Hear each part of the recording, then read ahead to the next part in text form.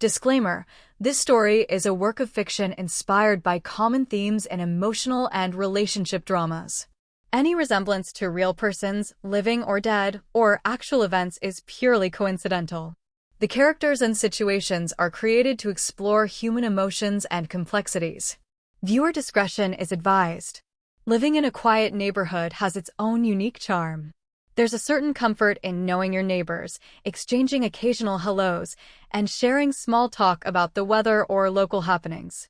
My neighbor, Claire, and her husband Mark have always seemed like the picture-perfect couple: warm smiles, polite gestures, and a house that looked like it belonged on the cover of a magazine. I often admired how effortlessly they appeared, so content, so in sync with one another. Claire was the kind of person who would wave at you from her porch in the morning, holding a cup of coffee, her hair casually tied back, with a genuine smile that made you feel welcome. Mark, on the other hand, was more reserved but always courteous, nodding politely whenever our paths crossed. They had a daughter, a sweet little girl named Emma, who played happily in their well-maintained yard most afternoons. Despite the idyllic image they painted, there was one detail I had noticed, but never really questioned. Mark often came home late. Not just the usual late-night meetings or occasional overtime, but consistently late, sometimes well past midnight. Claire never mentioned it, and I never thought to ask. Perhaps it was work. Maybe Mark had a demanding job that required long hours. I chose to trust that all was well in their marriage. But there's something about the stillness of a neighborhood at night, when the world seems to hold its breath, that sharpens your senses. On one particular evening, as I was settling into bed, I caught a glimpse of Mark returning home. The clock had just struck 1 a.m., and the street was enveloped in silence. His footsteps were hurried and cautious, almost like he was trying not to be noticed. I didn't want to jump to conclusions, but the sight unsettled me. It was unlike the man I thought I knew, always composed, always polite. This night planted a seed of doubt in my mind, one that slowly began to grow over the days to come. Little did I know, that night marked the beginning of a series of events that would unravel secrets and reveal truths none of us were prepared to face. The next few days after that late night felt different. I found myself glancing toward Claire and Mark's house more often, curiosity tugging at me. But life went on, and the neighbors chatted as usual. Nothing seemed out of place. Claire remained as cheerful as ever, and Mark's absences were explained away with vague mentions of work. I wanted to believe that everything was normal. Then came that night, the night Mark came home later than ever before. It was nearing 2 a.m. when I heard the familiar sound of the gate creaking open. I peeked through the curtains. Mark's figure appeared in the dim porch light, but something was different. He wasn't walking with his usual calm stride. Instead, he seemed tense, his shoulders hunched, and his movements hurried. I watched as he glanced over his shoulder nervously before shutting the gate softly behind him. His face was pale, and the usual sparkle in his eyes was replaced by an unreadable expression, part fear, part shame. He paused briefly at the door, then entered the house without a word. Claire was nowhere to be seen outside, which made me wonder if she was asleep or out somewhere else. The whole scene left a heavy feeling in my chest, a weight that I couldn't explain. The neighbor I had known for months suddenly felt like a stranger. That night, sleep didn't come easy. I found myself replaying the scene over and over, trying to piece together what had changed. Why was Mark acting so differently? Was something wrong between him and Claire? Or was it something else entirely, something darker, something he was desperate to hide? I wanted to brush it off as just another stressful night, but the knot of unease tightened. I couldn't shake the feeling that something important was happening behind closed doors. And with every hour that passed, my mind grew more restless. The next day at the grocery store, I ran into Claire. She greeted me warmly, her voice light and cheerful. But I noticed a flicker of tiredness behind her smile, a subtle shadow under her eyes that hadn't been there before. I debated whether to ask if everything was okay, but decided against it. Some things, I thought, were better left unspoken, at least for now. That night, I stayed up again, watching for any sign of trouble. I didn't expect what came next: a knock on my door, late and urgent, from the last person I thought would need help. After that late-night visit from Mark, I couldn't stop thinking about what might be going on. The man I had always seen as confident and composed now seemed fragile and burdened. Something was clearly weighing on him, and it had me deeply curious, but also concerned. In the days that followed, I started paying closer attention to the small details around Claire and Mark's home. I noticed Mark's phone buzzing late at night, the screen lighting up with messages he quickly silenced.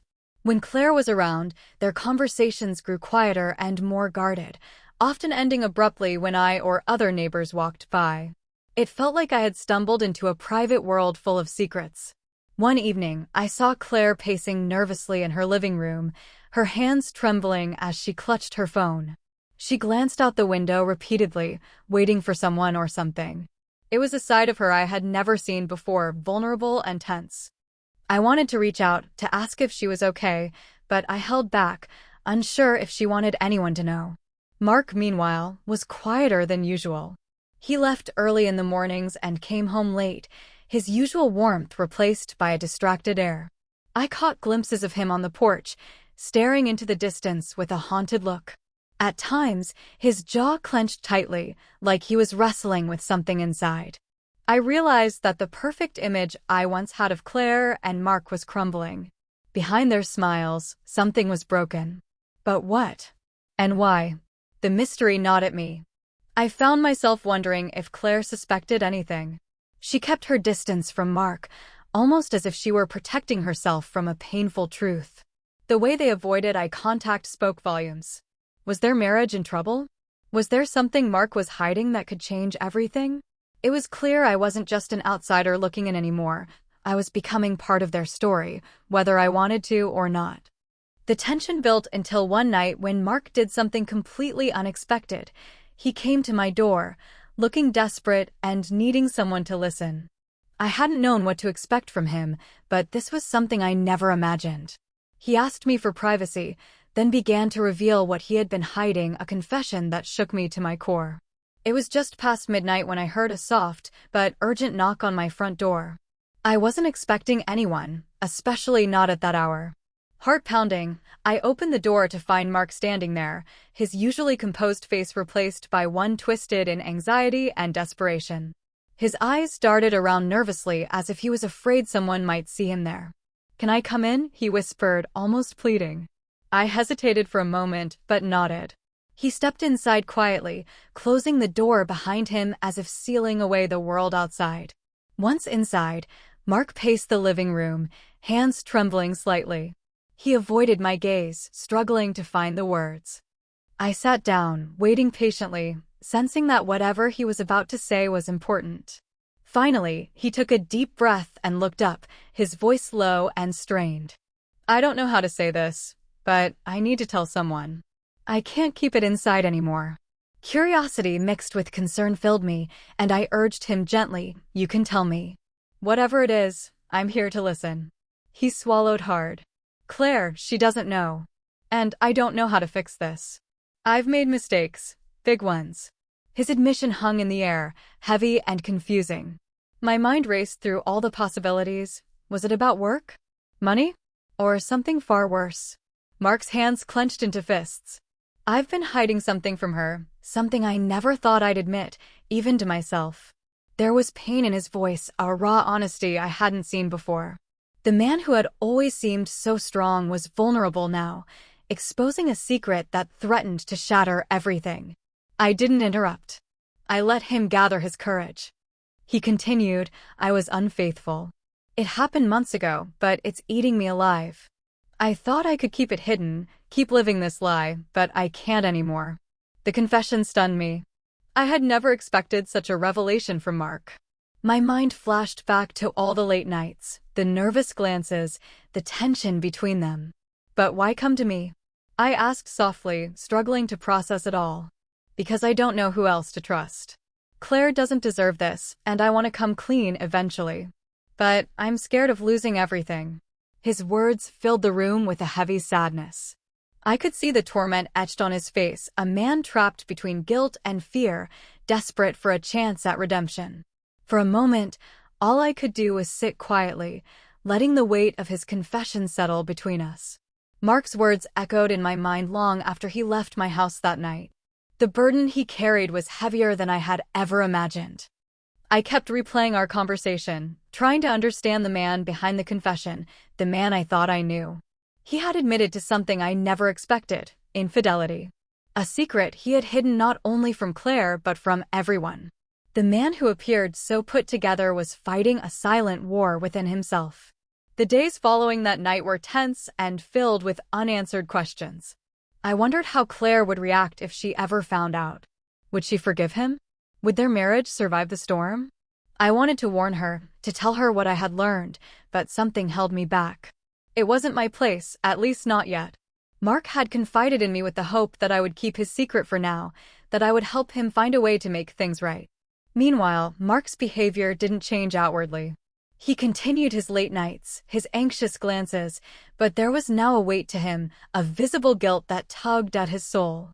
I found myself empathizing with both of them, Claire, who deserved honesty and peace, and Mark, who was battling his own demons. One afternoon, I saw Claire talking on the phone, her voice shaky and tearful. She never looked my way, but I could sense the pain she was hiding. Was she already sensing that something was wrong? Was she suffering silently? I knew this story wasn't over. The confession was just the beginning, a spark that would ignite a series of events none of us could have predicted. What would happen when the truth finally came out? And how would the neighbors, the community, and their own hearts respond? I braced myself for the inevitable, hoping that somehow, healing could find its way through the cracks. After Mark's confession, the weight of secrecy became unbearable. I noticed subtle shifts in his behavior, heavier sighs, longer absences, and a growing distance between him and Claire. It was clear that the truth was threatening to surface, whether he wanted it to or not. One evening, Claire confronted Mark. I wasn't there, but I heard raised voices through the thin walls, the kind of voices that break the silence of a peaceful neighborhood and hint at heartbreak inside. The next day, Claire's eyes told the story, swollen and red from crying, her smile replaced by a guarded expression. Mark seemed defeated, unable to meet anyone's gaze, including hers. Their daughter Emma noticed the tension too. The once joyful laughter that echoed from their home was replaced by silence and occasional sobs. It was heartbreaking to see a family caught in the crossfire of broken trust. I struggled with my own role.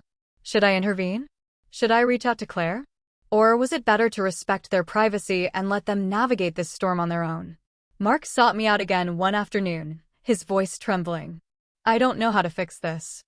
I want to be forgiven, but I fear I've lost her forever. His despair was palpable, and I wished I could offer a simple solution, but some wounds take time to heal. Meanwhile, Claire started distancing herself from neighbors, avoiding conversations and social gatherings. The once vibrant woman was now a shadow of herself, carrying a pain no one else could fully understand. The neighborhood buzzed with whispers and speculation, but no one truly knew the depth of what was happening behind closed doors. It was a stark reminder that even the most perfect-looking lives can hide secrets and struggles.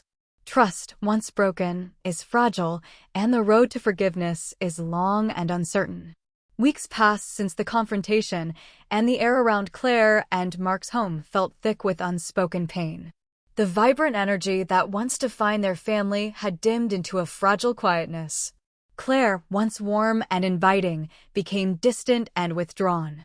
She rarely smiled, and her interactions with Mark were cold and cautious.